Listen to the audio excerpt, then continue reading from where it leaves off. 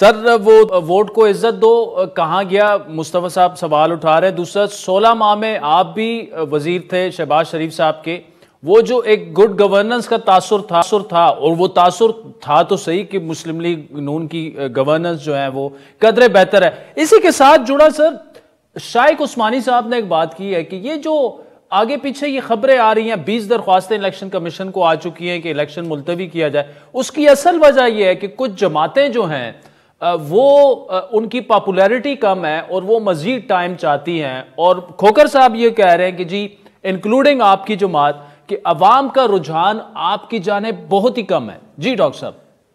जी मैं तो खोकर साहब की बात से इख्तलाफ करता हूँ। मेरी अभी ज़िम्मेदारी अटक डिस्ट्रिक्ट में लगाई गई थी और मैं वहाँ पर मुख्तलिफ़ गाँव में हर जगह पर गया हूँ और 1-1 हज़ार लोगों की कॉर्नर मीटिंग वहाँ पर हुई है। और आपने फिर मियाँ नवाज़ शरीफ का जो जलसा था वो भी आप देख चुके हैं। बहुत से लोग हैं, कोई कहता है 90,000 लोग थे, कोई कहता है 3 लाख लोग थे, लेकिन 1 लाख लोग थे या 3 लाख लोग थे, आप अंदाज़ा लगा लें कितना बड़ा जलसा था। इतना बड़ा जलसा तो पहले कभी नहीं हुआ।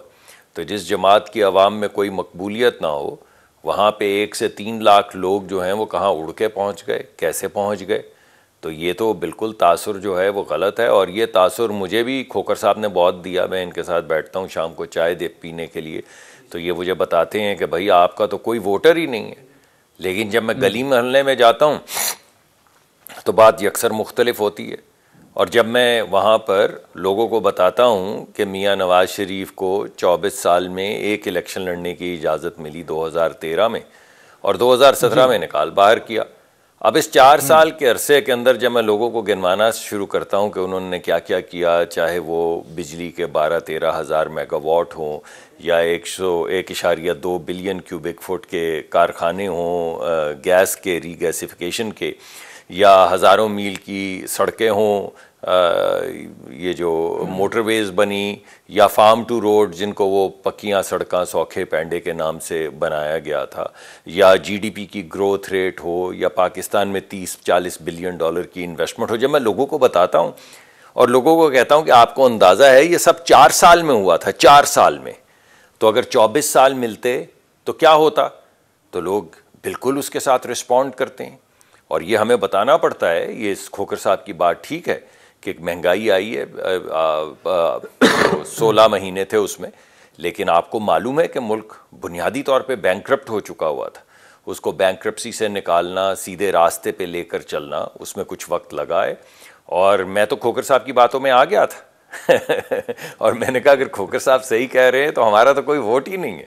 लेकिन भाई ऐसा नहीं निकला। मुझे पता है खोकर साहब का दिल टूटेगा। एक तो डॉक्टर साहब ये जिस गली में आप जाते हैं उसमें आप और खोकर साहब इकट्ठे चले जाएंगे, हम माइक लेके पहुंच जाएंगे तो वो आवाम को भी दिखा देंगे। देखिए आप उस गली में आए तो हैं, ठहरिए, आप उस गली में आए हैं जब मियाँ नवाज शरीफ के लिए मोबिलाइजेशन हो रही थी, तो ये आपके तमाम लोग कैमरे उठाए हुए वहाँ पे गली महल्ले में पहुँच रहे थे।